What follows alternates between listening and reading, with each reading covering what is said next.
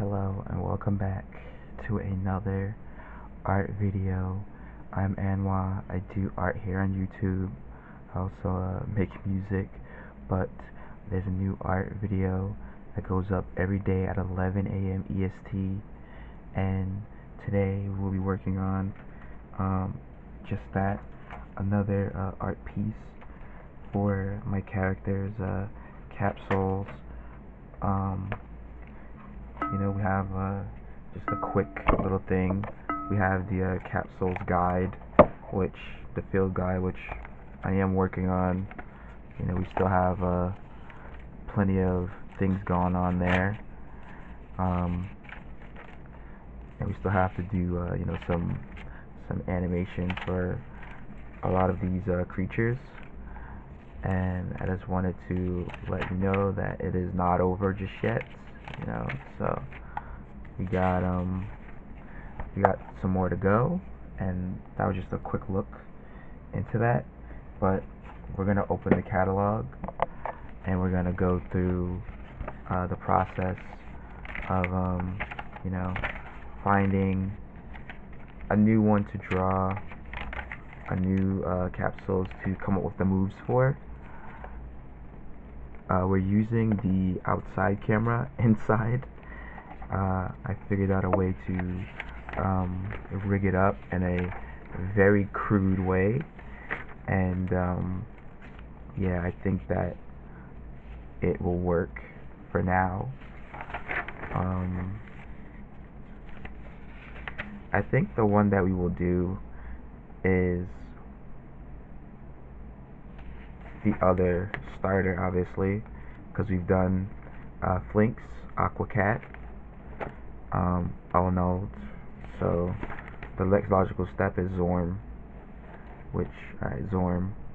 Yeah, the camera's field of view is much more narrow, so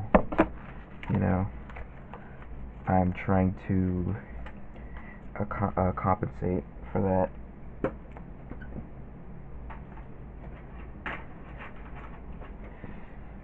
So we'll be doing Zorm. Just give me one moment to. What the heck was that? There was something stuck to it and it fell off, and I don't know what it was, but we can't worry about that. So we have Zorm. It's an electric type, so we always start off by doing a general drawing of the capsule. And if you don't know, if it's like your first time, capsules are like creatures that may have been inanimate prior and come to life by a alien parasite that infected a bunch of inanimate objects and brought them to life, and they perform a level of mimicry and they live in the world, and they become a field of study that some people want to study and others want to eradicate and others want to use for nefarious purposes, because they do have magical abilities, such as things that people can't do, like directly, like one-to-one flying, or being able to heal, swimming, traveling without air, certain things of that nature. But just like man, they want to use them for battling and conquest maybe, and not really so much anything positive. Well, somewhat positive, but those people aren't as in abundance as the others. Alright, so this is a bit harder because this camera is like, the field of view is a bit weird. So let's just put Zorm, which is Z-O-R-M.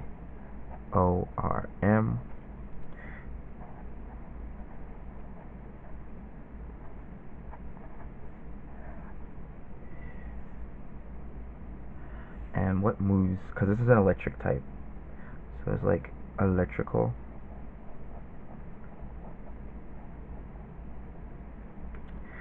and I think that it let's do turbine, which is like a circle, and I'm gonna try to foreshorten the face.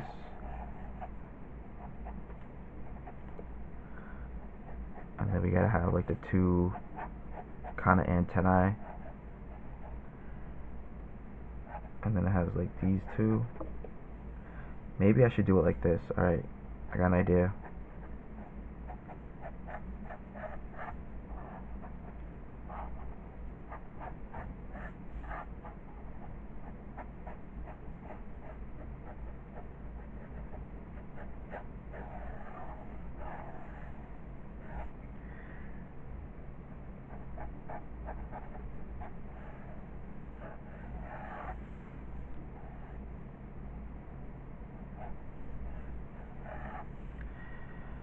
So that's turbine, and let's put that.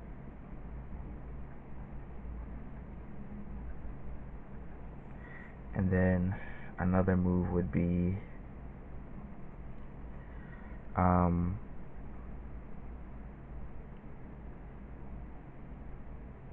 shock. So let's just do like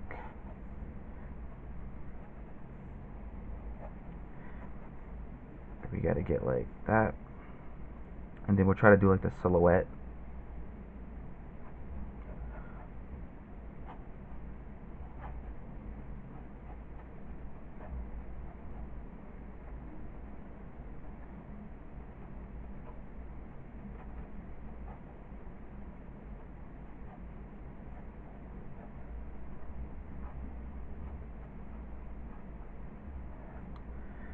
And we'll just preemptively color it in. I don't remember the last episode of the Ray Bradbury Theater that I saw, but I know the compilation channel I did see, they showed the 2000s Twilight Zone, and I forgot about this episode. Spoiler, I'm going to be talking about the 2000s Twilight Zone episode that I recently resaw. It's actually really messed up, but they have oops, yeah, so you gotta be careful. This setup is very fragile. Fragile. Essentially, this man is, he needs money for his family, so he's like, oh, I'm going out to get a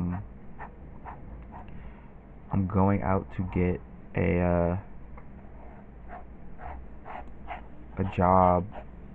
Like, I gotta go on business for like a job trip, and they send their kid to school. He gets on the bus, and then the father leaves, the mother's there, and oh, the magnets fell. I think the magnets attached. Okay, so the father leaves, the mother gets a phone call, and the school is like, yo, your son hasn't come to school.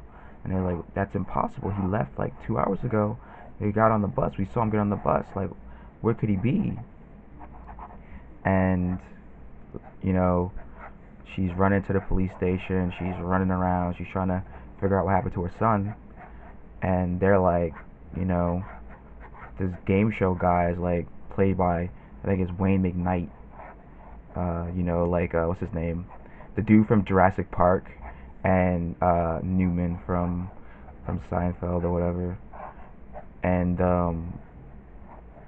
he is a game show host, and they're like, how much do you love your kid?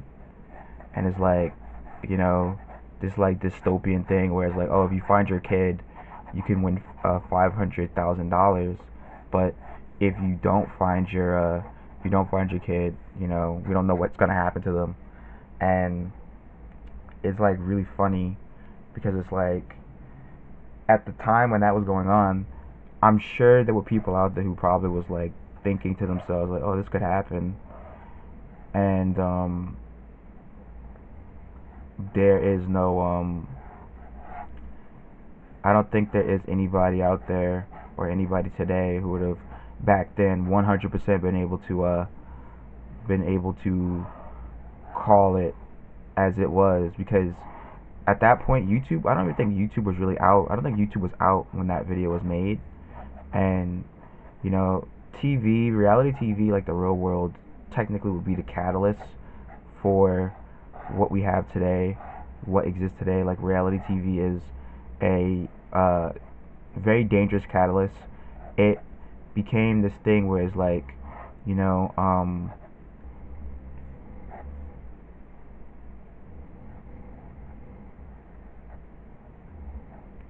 it became this thing where it's like this catalyst for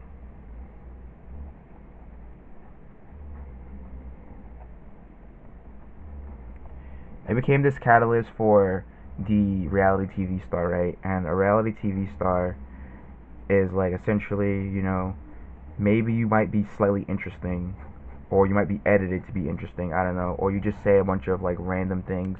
When you live in a world where people have this like obsession with, you know, things that might be funny or things that might be considered to be cool or whatever, there's a level that you get to where things stop being honest and genuine, because they want to exist in that same space as these famous people, right? They want to be popular, they want to be famous, and what better way to be popular or famous than um, you know, going on reality TV, right? Because everybody wants to do that, but they made, you know, you make stars out of everyday people who, one, can't handle it, and two, other people watch that and think, well, I could do that, and then everybody becomes like reality star brained, and going through that process is a little bit more, you know, difficult, but people do want to engage with that. You know, obviously, I would say that the real world probably didn't even really start that. I'd say game shows probably started it. The idea that, you know, you could be, you are important for 30 minutes or to an hour. You are important.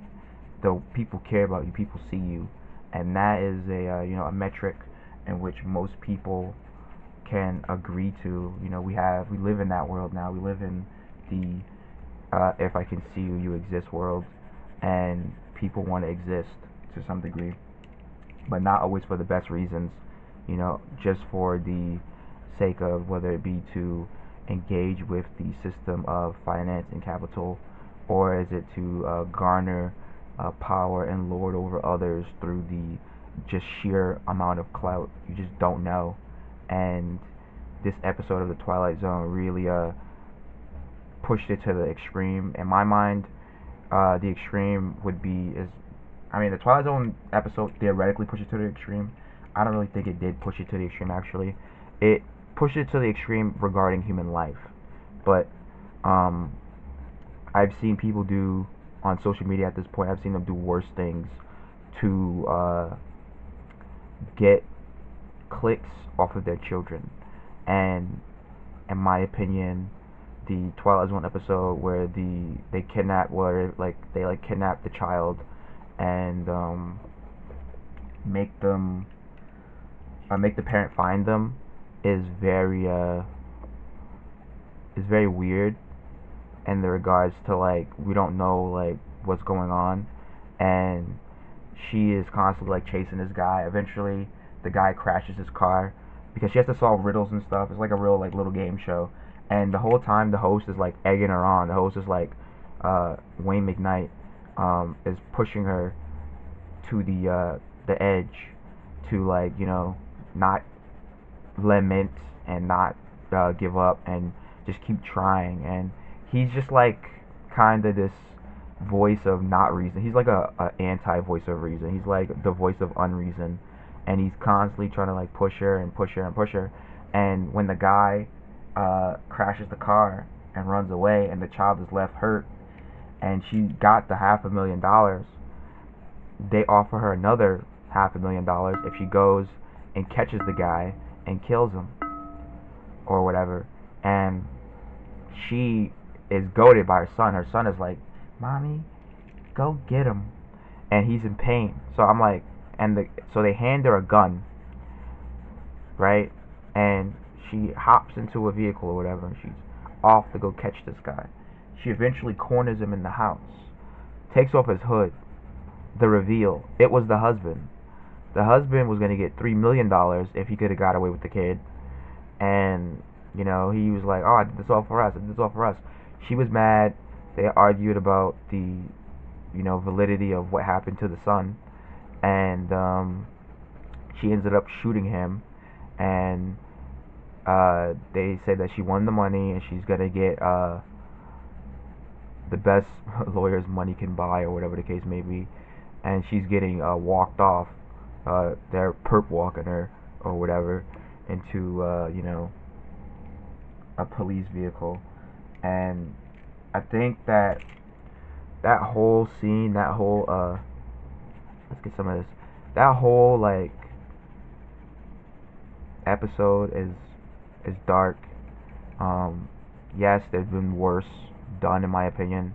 In my opinion, there's been worse done. I feel like, yeah, like at the time that was like pretty crazy, but even before that, you had like a lot of bad things that was being done due to wanting to be on television or wanted to be revered or have reverence and media, so to speak. But in my opinion, it was a cautionary tale, because it was saying like, oh, TV executives want this, and it's like, yeah, TV executives, with the exception of certain things, like I never really watched Survivor. I don't know how Survivor works. I never really watched like The Amazing Race or any of that stuff, but I watch Fear Factor, and when I watch Fear Factor, my mind always is the same. My thoughts always are the same. It's like, this is crazy. Like, you are doing these stunts that are not too bad, right? They're not the worst stunts. So when people don't want to do them, it's kind of weird. But it's like, for $50,000 or whatever, and it's like, that's not really like, even back then, I feel like $50,000 wasn't like a life changing amount of money unless you had like a plan on how you were gonna flip it. I feel like $50,000 is just like, it was a piss in a tin, but it was 19, maybe, wait, when did Fear Factor start? Like 2000 or something. I mean, $50,000 was nice, but it wasn't gonna be like, oh, you could live off that forever unless you like made some like really good investments or something. But I doubt any of those people was gonna do that. Like, I remember one guy was talking about how he was gonna buy a new butt or whatever, and that was novel at the time before the expansion. But at least to me it was. But there was there's just so many different things going on in that episode with that thing, and it just reminded me kind of like the way that I view Fear Factor. Like, yeah, I do like to watch Fear Factor because I think that is like interesting to some degree, and some of it is actually fear. Like, I don't consider the eating stunts to be kind of fear, because a lot of those, some like the eating stunt is in my opinion one of the unfairest parts of Fear Factor. And why I say it's unfair is because it is not always the same level of difficulty, and I think that is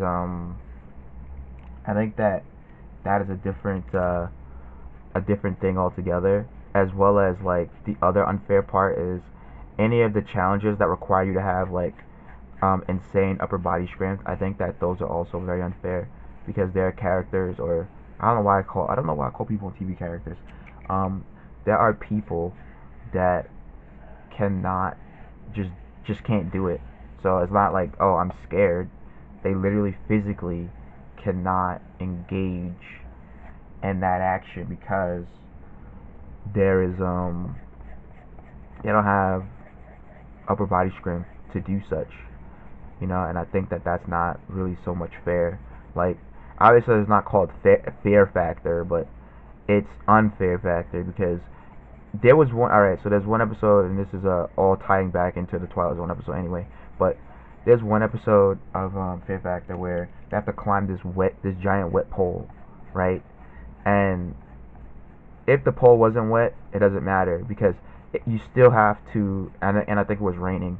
You have to climb. So you have to climb this pole. So you think to yourself, "Wow, that doesn't sound too bad. Climbing a pole sounds easy." Yeah, it is easy.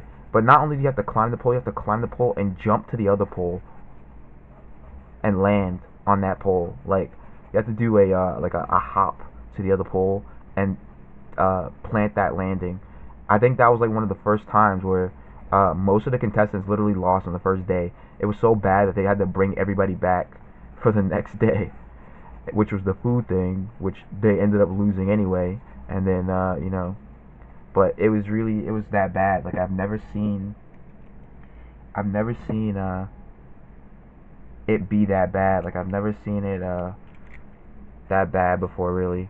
Whereas like everybody can't do it, and it's like because the upper body strength required to actually do that is not realistic, right?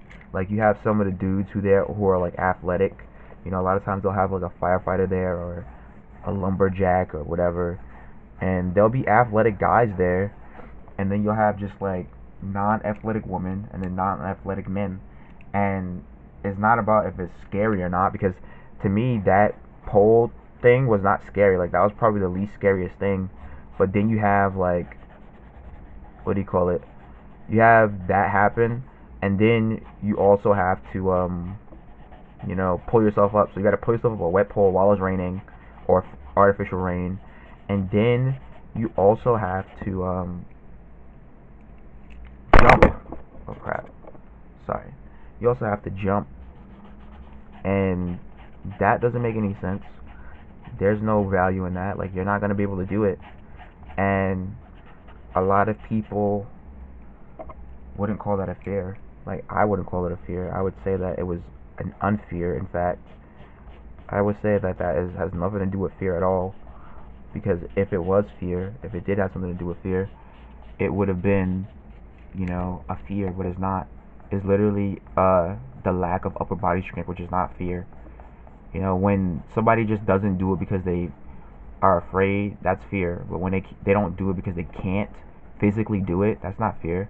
It's just, what do you want them to do? You want them to climb up or like they'll climb up but they can't go any higher because they just don't have the body strength. Like some of that stuff was like endurance type stuff, and I think that is also unfair. Like you can't do that. You can't have people doing endurance style training in some of these episodes. But regardless of that, I believe that a lot of these like game shows like that, game shows where you are taking an active role in winning some money, or things like maybe like The Amazing Race or whatever. I don't really know. I never watched The Amazing Race or Survivor, so I don't really know too much about those.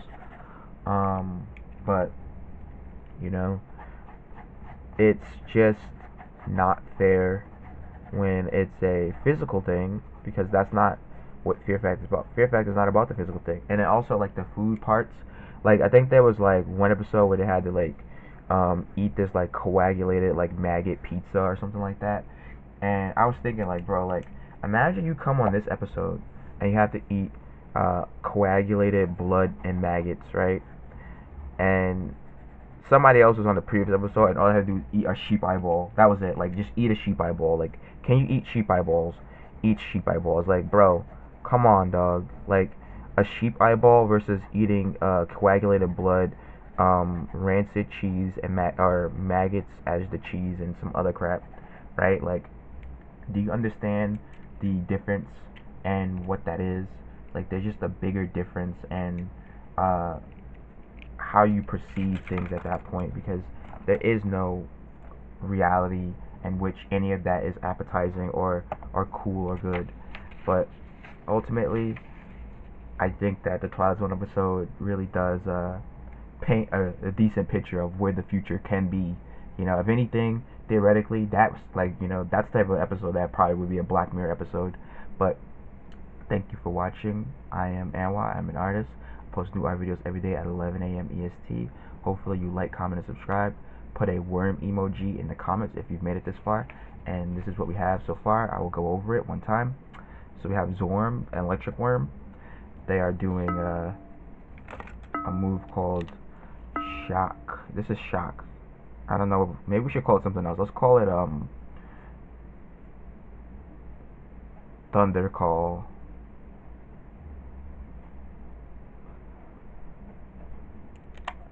Alright.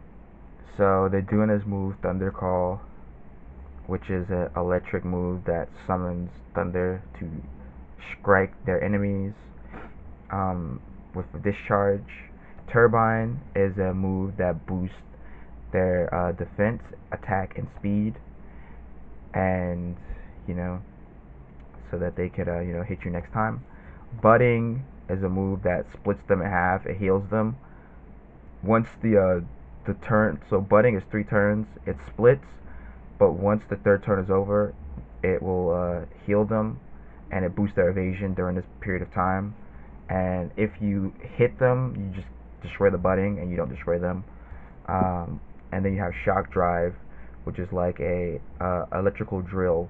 They're like whirling directly towards you. It cuts through all defenses and lands major damage, but you can only use it 5 times. Alright, well, that's Zorm. Thank you for watching. I hope to see you in the next one, and as always, goodbye.